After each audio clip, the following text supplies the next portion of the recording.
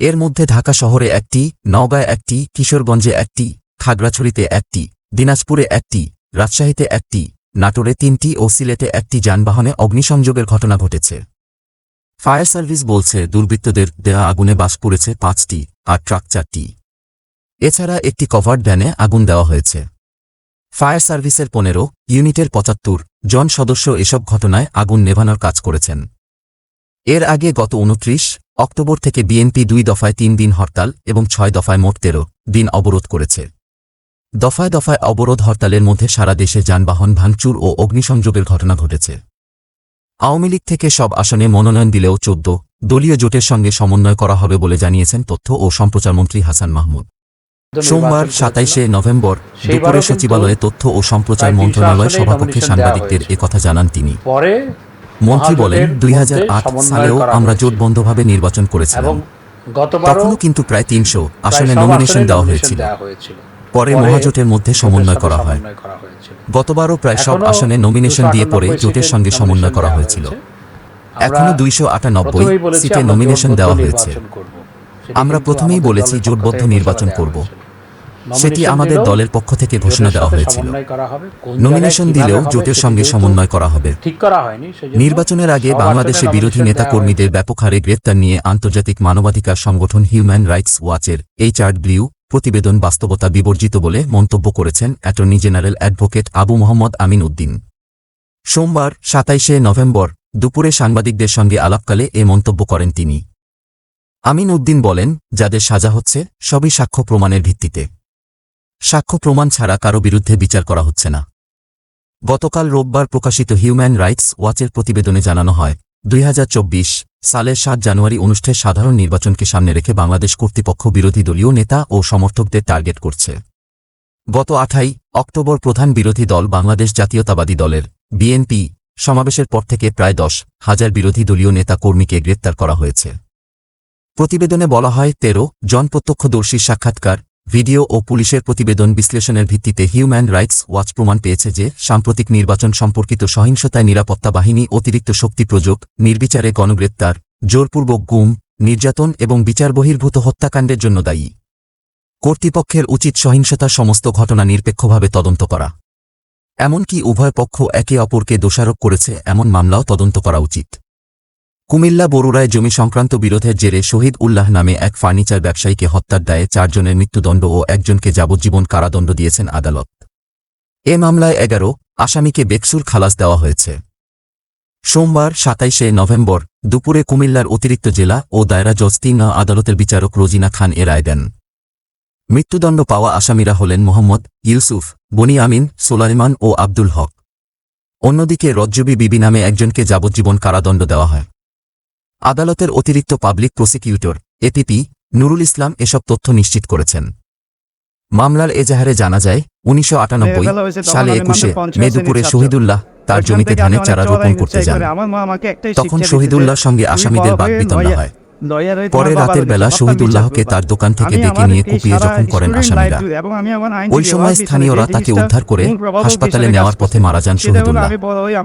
APP Nurul Islam জানান, ওই ঘটনায় ২২শে মে নিহতের ভাই আমানুল্লাহ বাদী হয়ে মামলা করলে পুলিশ ১৫ জনের নামে চার্জশিট প্রদান করে। ২০ জন সাক্ষীর সাক্ষ্য গ্রহণ শেষে দীর্ঘ ২৬ বছর পর আজ সোমবার মামলার রায় দিয়েছেন আদালত। বিচারক ৪ জনের ফাঁসি এবং একজনকে যাবজ্জীবনের নির্দেশ দিয়েছেন। এই মামলায় রাষ্ট্রপক্ষের আইনজীবীদের সঙ্গে ছিলেন নিহত শহীদুল্লাহর ছেলে অ্যাডভোকেট আবু নাসের। জানতে চাইলে তিনি বলেন, আমার বাবাকে যখন মেরে ফেলা হয় তখন আমি ৫ম শ্রেণীর ছাত্র। আমার মা আমাকে ছোটবেলা থেকে একটাই শিক্ষা দিয়েছে, যেন আমি বড় হয়ে আইনজীবী হই এবং আমার বাবা হত্যায় জড়িতদের সর্বোচ্চ শাস্তি নিশ্চিত করতে পারি। আমি অনেক চড়াই উতরাই পার করে একজন আইনজীবী হতে পেরেছি।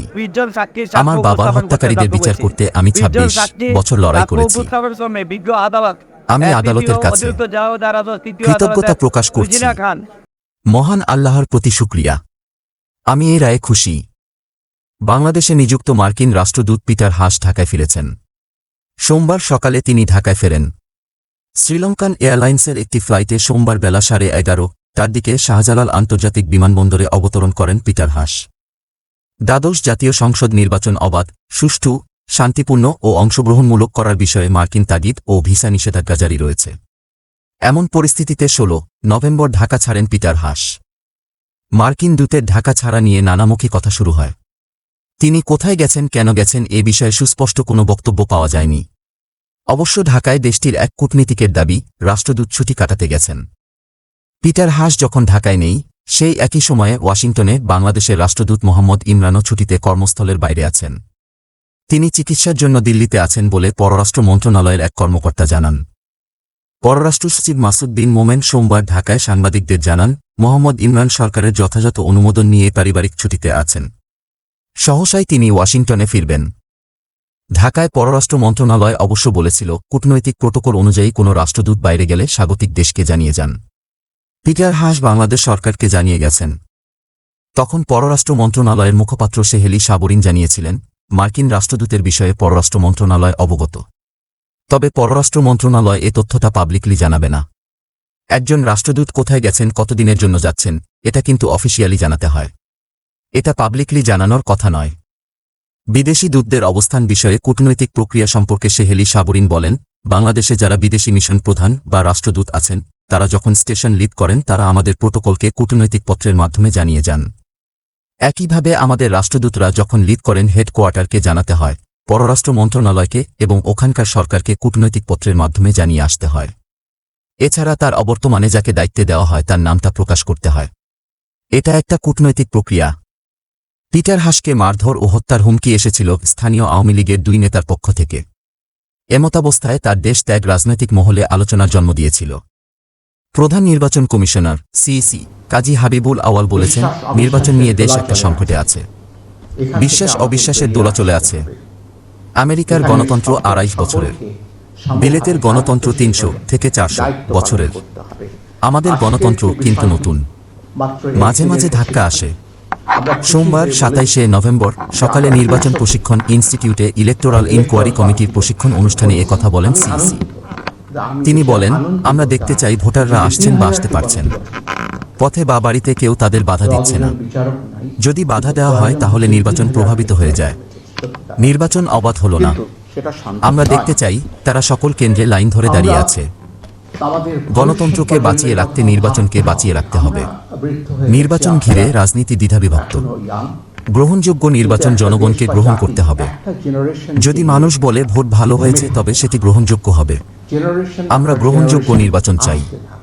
অর্থনীতি সহ অনেক কিছু ঠিক রাখতে গ্রহণযোগ্য নির্বাচন লাগবে।